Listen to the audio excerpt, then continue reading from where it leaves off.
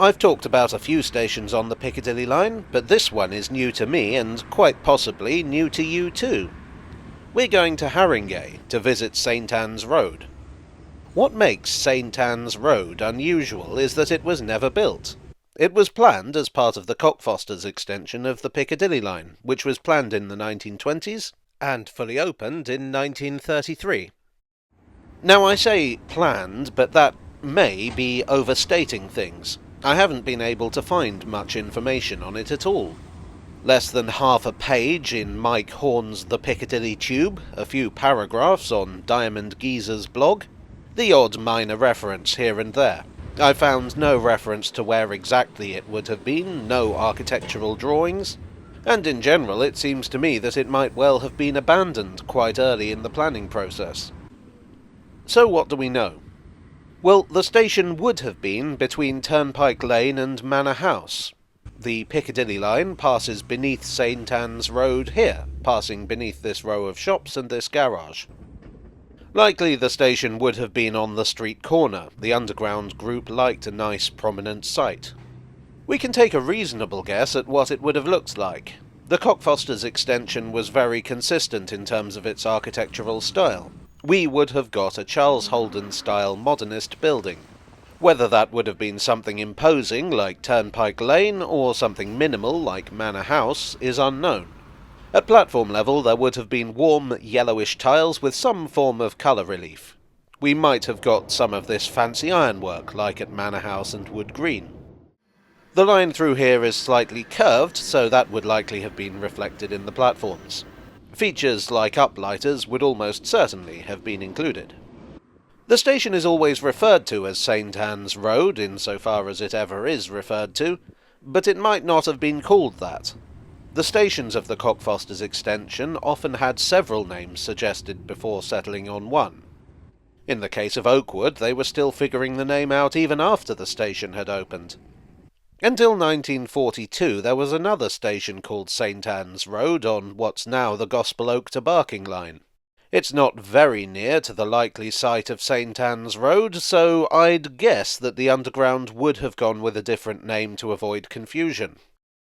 What that name would have been is anybody's guess.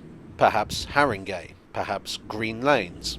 Perhaps they would have stuck with St Anne's Road and told the London, Midland and Scottish Railway to deal with it.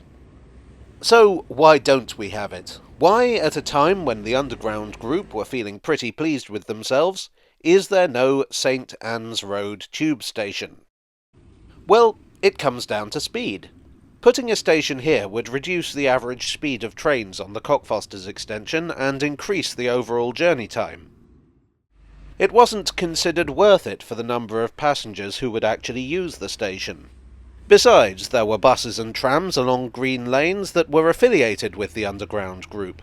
Connections with other forms of transport were integral to the new tube stations, with several of them incorporating bus and tram stops into their design. Through tickets were sold that would enable a passenger to change from tube to tram or bus, and vice versa for a single fare. I should probably also mention that Harringay Green Lanes Station, or Harringay Park Green Lanes as it was known back then, was a short walk from St Anne's Road. I doubt it would have provided much competition as it was also on the rambling Gospel Oak to Barking line, but nevertheless it was already possible to get a train here. The money originally allocated to building St Anne's Road was reallocated to building a third track between Wood Green and Finsbury Park, although that would later be abandoned. With that, St Anne's Road was officially no longer a part of the Piccadilly Line plans. Interestingly, Bounds Green was also to be abandoned, but they changed their mind on that. Were the Underground lads right to abandon St Anne's Road? Well, it is quite a long walk between Manor House and Turnpike Lane, and the buses can get quite crowded.